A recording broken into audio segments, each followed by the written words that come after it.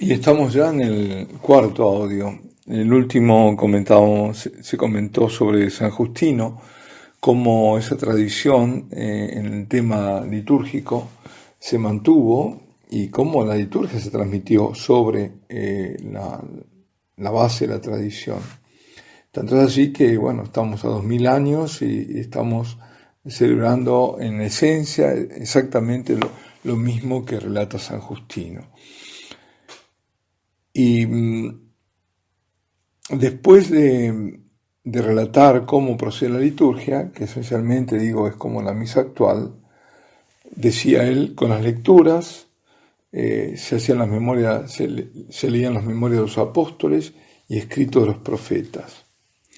Después venía el sermón, la oración de los fieles allí reunidos, la consagración y la distribución del pan y el vino eucaristizados, así lo llama. Así llama la Eucaristía. Y agrega algo sumamente interesante y actual. Dice San Justino textualmente: a nadie le es lícito participar en la Eucaristía si no cree que son verdad las cosas que enseñamos. Es decir, que si no hay comunión de fe.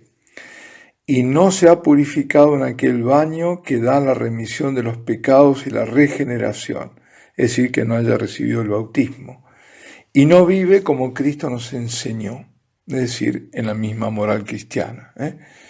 Porque no tomamos estos alimentos como si fueran un pan común o una bebida ordinaria, sino que así como Cristo, nuestro Salvador, se hizo carne y sangre a causa de nuestra salvación, de la misma manera hemos aprendido que el alimento sobre el que fue recitada la acción de gracias, que contiene las palabras de Jesús, y con que se alimenta y transforma nuestra sangre y nuestra carne, es precisamente la carne y la sangre de aquel mismo Jesús que se encarnó. Esto es San Justino en su carta a Antonino Pío, el emperador. Esto está escrito en el año 155. Tenemos no solo que relata cómo se desarrolla la misa, la liturgia, sino dice que a nadie que no esté en comunión de fe le es lícito participar de la Eucaristía, que no esté en estado de gracia y que no viva de acuerdo a la moral cristiana. Entonces no se puede, eso ha sido siempre así, siempre así. No se puede admitir a la comunión sacramental si no hay comunión eclesial. Es decir, no puede, por ejemplo, un protestante o alguien que no tiene la misma fe participar de la comunión. La comunión eclesial, sacramental, es decir, tomar la comunión en la Eucaristía, supone una comunión de iglesia. Eso por una parte. Y además, si está en pecado grave, no puede. Es clarísimo. Como está ya dicho, estamos hablando del año 155, eso venía desde el comienzo, ¿no?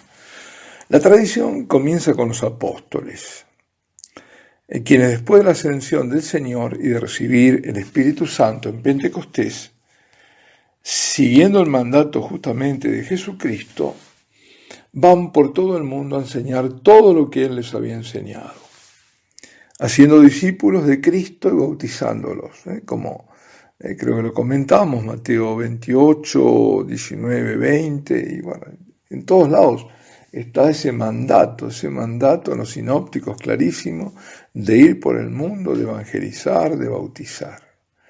Y partiendo de Jerusalén, llegan al Asia Menor, al norte de África, a España y a los confines de Occidente, y más allá aún, porque en India dicen que recibieron la fe a través del apóstol Santo Tomás. Con los apóstoles y por ellos y los otros discípulos directos del Señor, nace así la tradición viva de la Iglesia. A los apóstoles, pues esto es un tema de clasificación, le siguen los que se llaman padres apostólicos. ¿Quiénes son los padres apostólicos? Son aquellos de los siglos I y II que tuvieron algún contacto con los apóstoles. Y entre estos hay que mencionar a San Ignacio de Antioquía. Conocemos las cartas de San Ignacio de Antioquía, cuando está marchando hacia el martirio, Clemente Romano, Papías de Hierápolis, que ya lo hemos comentado, San Policarpo. San Policarpo conoció a San Juan, relata de la vida de San Juan, porque lo conoció. Claro, San Juan además vivió muchos años, ¿no? Como fuente, como eslabón de tradición, se encuentra en el siglo II al primer catecismo, que se llama Didache, Doctrina de los 12 Apóstoles. Ese primer catecismo conocido, es muy antiguo, así estamos hablando del año 100. Es una cosa interesante.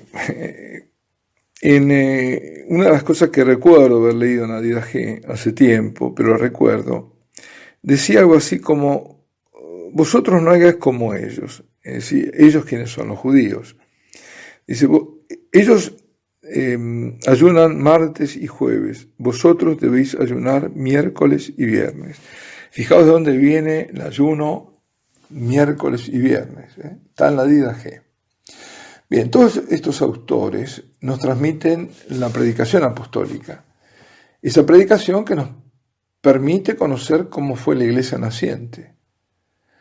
Todavía no se conocían las herejías, en realidad había una, el gnosticismo, ¿no?, que es la primera, pero es incipiente, y que la menciona San Juan cuando habla de los nicolaitas, eso ya que es más posterior, es el Apocalipsis, ¿no?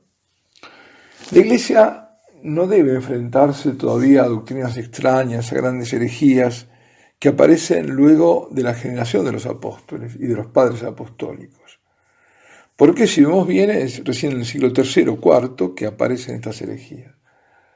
Aunque hasta mediados del siglo II todavía la iglesia no tiene una exposición sistemática a la doctrina.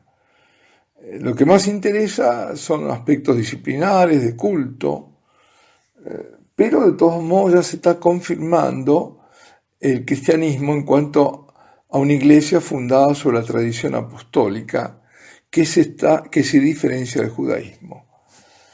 Hay que tener en cuenta, según nos relata Hechos de los Apóstoles, ¿no?, al comienzo nosotros vemos a que los apóstoles se reúnen en el templo de Jerusalén. Y sabemos que los cristianos son expulsados de la sinagoga en el año 90, a raíz del llamado concilio judío de Yamnia, porque se reunieron en Yamnia. Pensemos, en 90 ya, en 70 fue la caída de Jerusalén, así que ya empezaba la diáspora, ¿no? Y en ese concilio se fijó el canon de la Biblia hebrea y se expulsó a los cristianos. Hasta ese momento se reunían juntos en las sinagogas, ya el templo no estaba, hasta el 70 también en el templo, y luego en las sinagogas, pero a partir de ahí ya se produce la ruptura definitiva. Ahora, una de las cosas importantísimas, ¿no?, el sacrificio de la iglesia no es el sacrificio de los animales, sino son los sacramentos, la Eucaristía, esencialmente quiero decir, como sacramento. Y también aparece el sacramento del bautismo. Ya aparecen los sacramentos, se la ve organizada en cuanto al culto, en cuanto a la administración de los bienes y también la administración de la iglesia. Si se va conformando esa iglesia, estamos hablando del siglo II, ¿no? En los padres apostólicos, que son de esa época, la transmisión es muy sencilla, es inmediata, y con algunos agregados de experiencias personales, pero lo que importa es transmitir fielmente lo recibido. En eso la Iglesia desde el comienzo lo ha tenido muy, muy claro, porque es el mandato del Señor. Es la verdad que no se puede corromper ni manipular, ni contaminar. Y ello recuerda lo que vivieron los primeros discípulos, los testigos directos del Señor. San Policarpo es el último y luego comienza la otra generación de padres que se llaman los apologistas. ¿Por qué? Porque ahí tienen que defender la fe, que está bajo ataque. Ya comienzan a aparecer las herejías. Estamos ya en el siglo III, ¿no? En la cadena ininterrumpida de la tradición, después de estos padres apologistas o defensores de la fe, vienen los otros padres de la iglesia. Son todos padres de la iglesia, pero ya vienen los otros, que han de destacarse sobre todo en los concilios ecuménicos.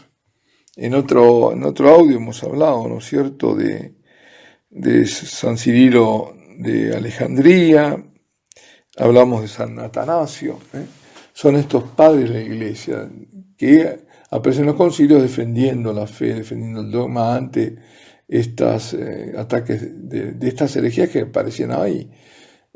Justamente esos concilios fueron convocados para resolver cuestiones de fe y que resultaron, en definitiva, en la promulgación de dogmas, ¿no? Y el famoso símbolo, ¿no?, niceno-constantinopolitano, que es el que se recita el credo largo en las misas los domingos, por ejemplo, vienen de esos concilios, concilio de Nicea, concilio de Constantinopla, el primero de Constantinopla. Bueno, San Justino aún no se lo incluye en esta clasificación de padres apostólicos porque no estuvo en contacto directo con ninguno de los apóstoles. Sin embargo, era contemporáneo de ellos. Cuando la unidad de la Iglesia comienza a correr en riesgo de quebrarse, porque distintos y encontradas eran las interpretaciones, aparecen entonces estos llamados padres de la Iglesia, que eran sobre todo hombres santos, inteligentes, inspirados, que echan luz sobre cuestiones que estaban en ese momento en disputa y atacan a las herejías. Bueno, aquí vamos también a detenernos. Alabado sea Jesucristo. Este es el quinto audio sobre el tema Magisterio, Revelación. Estamos entrando en los padres de la Iglesia.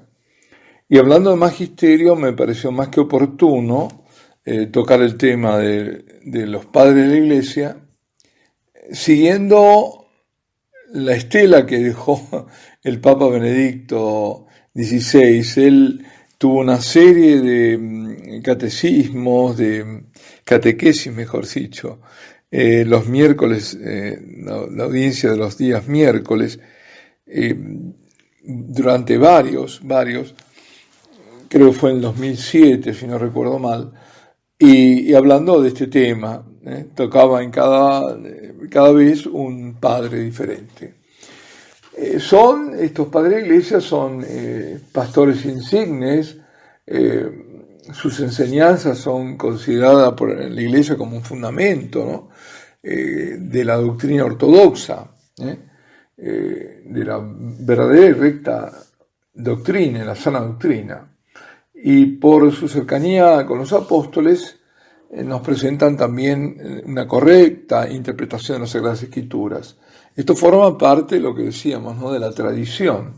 Viene la tradición apostólica y en esa tradición apostólica están luego los padres de la Iglesia. Los criterios, creo que lo hemos comentado, son para formar parte de este cuerpo, digamos, de padres de la Iglesia. Siempre son problemas de clasificación, en definitiva, porque a veces dice, bueno, ¿hasta dónde llegan, no?, los padres de la Iglesia a distintos criterios? Pero vamos a tomar lo que es lo más aceptable. Incluso, insisto, siguiendo lo que dijo Benedicto XVI.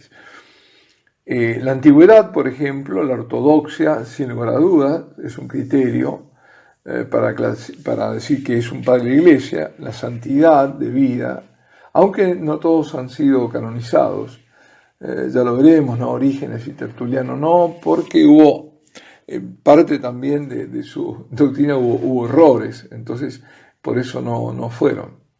Y la aprobación de la Iglesia, ¿no? Es decir, no todos los escritos de los padres son ortodoxos, sino solo aquellos en los que están todos en común acuerdo. Hay un gran tema, sí, sin lugar de erudición en ellos, reconocidos como eminentes maestros de la fe.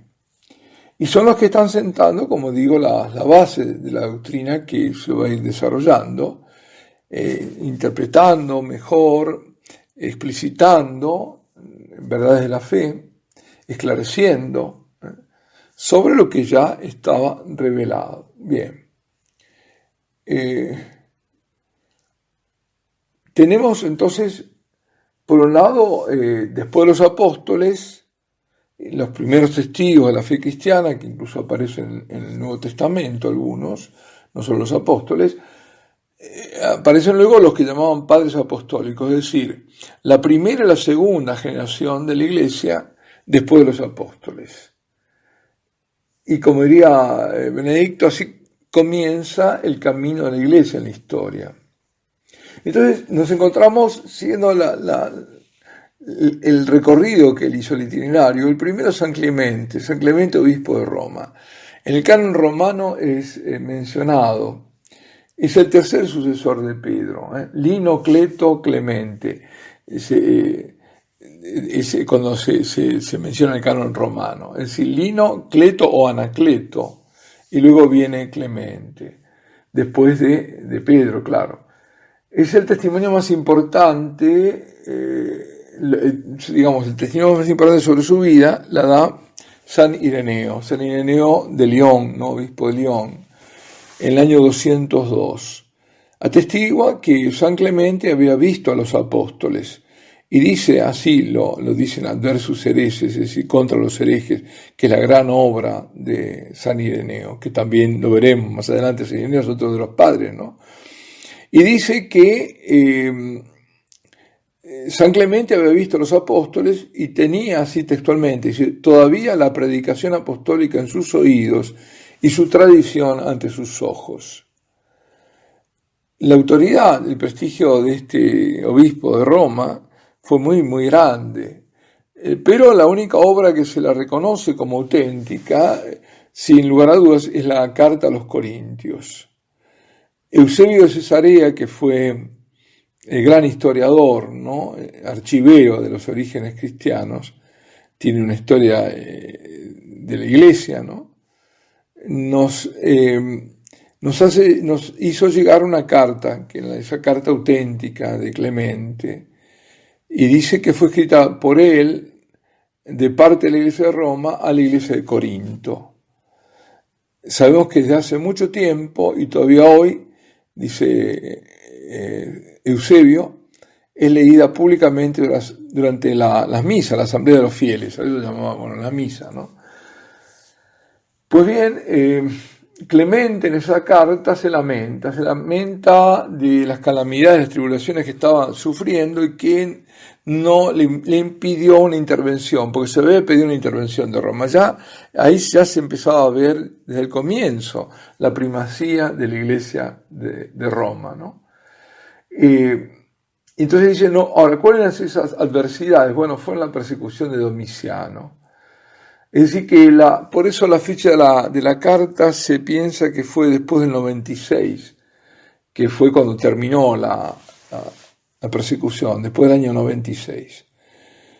Se requería esa intervención de San Clemente porque había graves problemas que estaba atravesando la iglesia de Corinto. A los presbíteros lo habían destituido, algunos jóvenes contestadores, y también San Ireneo alude a esta triste situación. Cuenta que la Iglesia de Roma envió a los corintios una carta importantísima para reconciliarlos en la paz. Y para esto muy interesante, anunciarles la tradición que había recibido la Iglesia de Roma recientemente los apóstoles. Pensemos, estamos ahí, estamos en esos años 90. En 60 y algo, ¿viste? Ese martirio, 67 creo, tanto el martirio de Pedro como de Pablo, que son los pilares de la Iglesia de Roma, de esta sede apostólica. Nosotros estamos acostumbrados a llamarla Santa Sede, pero se la llamaba sede apostólica. Creo que esto también lo comenté, la única sede que tenía como base los apóstoles, Pedro y Pablo. Y por eso sigue esa secuencia, ¿no? El obispo de Roma es el sucesor de Pedro.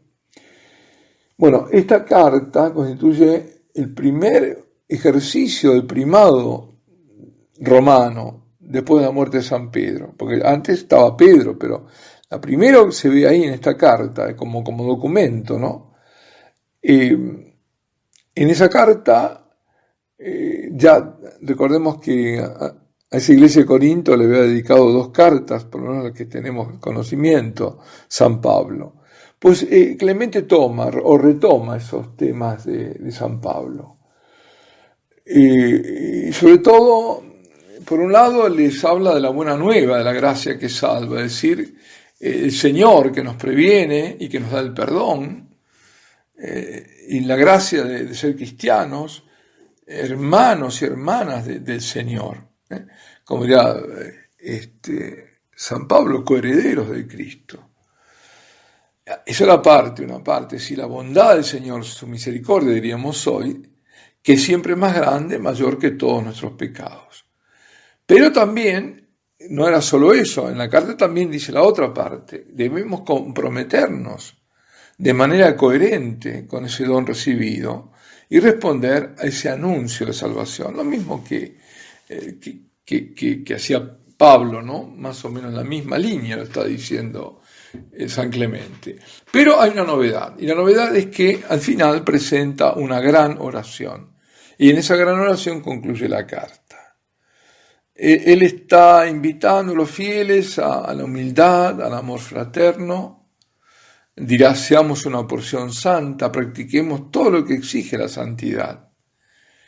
Y recuerda que el mismo Señor estableció dónde, por quiénes quiere que se realicen los servicios litúrgicos. Esto es importante también, ¿no? Como la liturgia, que lo hemos comentado, creo, no me acuerdo en cuál audio, pero sí que se ha dicho que es obra de Dios, es Opus Dei, no es obra de los hombres la liturgia. El sumo sacerdote le estaban encomendadas funciones litúrgicas propias. Los sacerdotes ordinarios tenían también su lugar propio, los levitas tenían también sus propios servicios. Y el laico está sometido a los preceptos laicos. Interesante también que es la primera vez que se usa el término laico, lo usa San Clemente. Laicos, viene del griego, ¿no? Griego, que significa miembro del laos. Laos es el pueblo de Dios. Y bueno, se refiere a la liturgia del antiguo Israel, y su ideal de iglesia es la iglesia congregada por un solo espíritu. Un espíritu de gracia que sopla en cada uno de los miembros y que hace que todos estén unidos, porque es espíritu de unión, de unidad, sin ninguna separación, siendo miembros los unos de los otros. Un poco también la figura de San Pablo, ¿no? El cuerpo, de ahí viene el cuerpo místico, cuya cabeza es Cristo. Y por otro lado está, digamos, y no hace contraposición entre laicos y jerarquía, no es eso. Sino la iglesia es donde está la unidad. La iglesia no es un lugar de confusión, de anarquía, donde cada uno puede hacer lo que quiera, sino que es un organismo con una estructura articulada, y cada uno ejerce su ministerio según el llamado que ha tenido. Y también explica otro tema muy importante, que es la sucesión apostólica. Las normas que regulan esa sucesión derivan de Dios mismo en última instancia.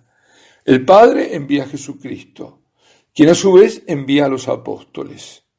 Y estos luego envían a los primeros jefes de comunidades, es decir, ordenan a obispos y establecen que estos además sean sucedidos por otros hombres dignos. Y ahí comienza el presbiterio también. Por tanto, todo procede ordenadamente y por voluntad de Dios. Esto es lo que explica San Clemente. Estamos al comienzo, pero él ya se está viendo claramente esa sucesión apostólica. ¿Quién puede decir que tiene esa? Solo la Iglesia Católica y, bueno, la Iglesia Ortodoxa, que tenemos, los demás no lo tienen. Esta es la Iglesia. Esta es una característica de la Iglesia. San Clemente subraya que la Iglesia tiene una estructura sacramental, no una estructura política. Es decir, que es visible, una estructura visible, pero que viene de Dios. A eso se refiere, que es sacramental. Es un don de Dios y no es creación nuestra. Por eso esa estructura sacramental garantiza no solo el ordenamiento, sino también esa precedencia de don de Dios, que viene de Dios. Y por último, como decía, cierra la carta con una gran oración, donde alaba, da gracias a Dios por su gran providencia, por su amor, que creó el mundo, que sigue salvándolo, no se desentendió del mundo y sigue santificándolo. Y también una cosa interesante, asume, digamos, la invocación por los gobernantes, es decir, pide por los gobernantes. Tras la persecución, los cristianos también van a seguir pidiendo por los perseguidos, los que los persiguen, ¿no? Los persecutores. No van a dejar de rezar por esas mismas autoridades que los habían condenado. ¿Y por qué lo hacen? El motivo es cristológico. ¿Por qué Cristo lo hizo? Porque Cristo oró por los que lo estaban matando, por los perseguidores. Y al orar por las autoridades, San Clemente implícitamente está reconociendo la legitimidad de esas instituciones en el orden establecido por Dios, lo que decía el Señor, ¿no? Dad a Dios lo que es Dios y al César lo que es del César. Pero al mismo tiempo, recordando que el César es de Dios, es decir, que las autoridades tienen que ser dóciles a Dios, que no pueden legislar, y eso lo vemos tan claramente ahora, ¿no? Ni gobernar en contra de la voluntad de Dios y en contra de la ley de Dios. El César no lo es todo. Existe otra soberanía, cuyo origen, cuya esencia no son de este mundo, sino que vienen de lo alto. Pues otra cosa que vemos es cómo ya desde el primer siglo San Clemente está representando la solicitud del Papa de la Iglesia de Roma hacia las otras iglesias, que las preside en la caridad. Y aquí, bueno, nos vamos a detener en este audio. Estamos en el audio sexto y el segundo padre de la Iglesia es San Ignacio de Antioquía. Es tercer obispo de Antioquía. Fue del año 70 al 107. 107 es la fecha de su martirio. Hay que recordar que eran tres las grandes sedes, las grandes metrópolis del Imperio Romano: Roma, Alejandría y Antioquía. San Ignacio era obispo de Antioquía, que hoy se encuentra en Turquía, y Alejandría en Egipto, ¿no? Bueno. Sabemos por Hechos de los Apóstoles que surgió una comunidad cristiana floreciente. Su primer obispo, según la tradición, fue San Pedro. Antes de pasar a Roma, la primera sede fue Antioquía, y fue por donde por primera vez se los llamó cristianos, a los seguidores del camino. Eusebio de Cesarea, que es un historiador, ya lo mencionábamos, es del siglo IV, le dedica un capítulo entero a San Ignacio. Dice: desde Siria, Ignacio fue enviado a Roma para ser arrojado como alimento a las fieras, a causa del testimonio que dio de Cristo. Al realizar su viaje por Asia, bajo la custodia severa de los guardias, es interesante leer las cartas de San Ignacio. Él dice en la carta a los romanos, los llama 10 leopardos, que son peores que las bestias, decía. Sus guardias, en cada una de las ciudades por donde pasaba, lo hacía con predicaciones, con exhortaciones, iba consolidando las iglesias. Fijémonos que estaba yendo al martirio, y sobre todo exhortaba con gran ardor a guardarse de las herejías que ya entonces comenzaban a pulular, y les recomendaba que no se apartaran de la tradición apostólica. Vemos ya la importancia de la tradición apostólica, no apartarse. Eso lo mismo nos viene a decir a nosotros, no apartarnos. La primera etapa del viaje hacia el martirio fue la ciudad de Esmirna. En Esmirna el obispo era San Policarpo, otro de los padres de la Iglesia, del cual hablaremos, y que fue discípulo directo de San Juan. Allí San Ignacio escribió 4 cartas, y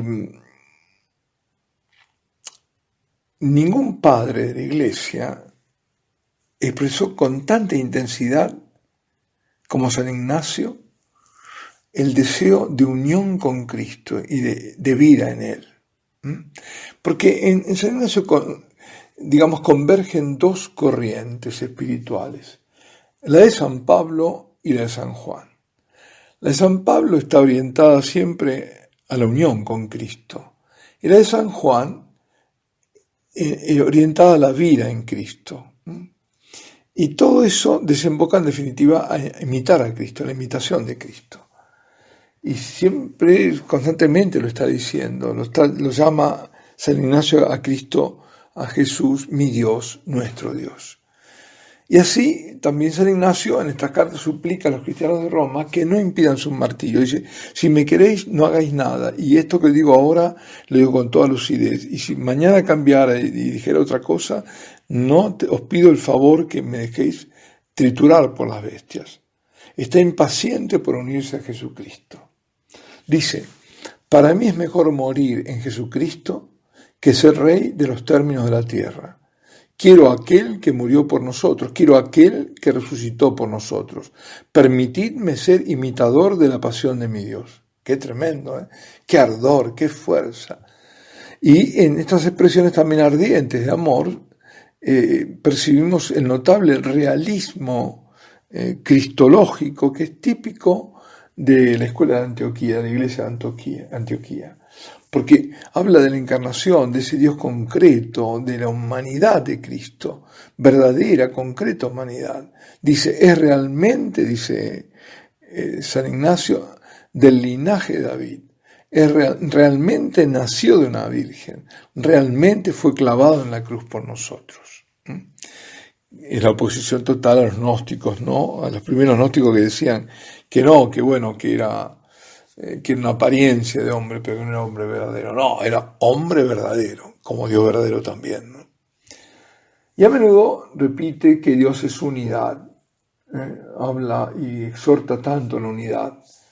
La unidad que los cristianos debemos realizar en esta tierra no es más que una imitación de la unidad que Dios tiene en sí mismo.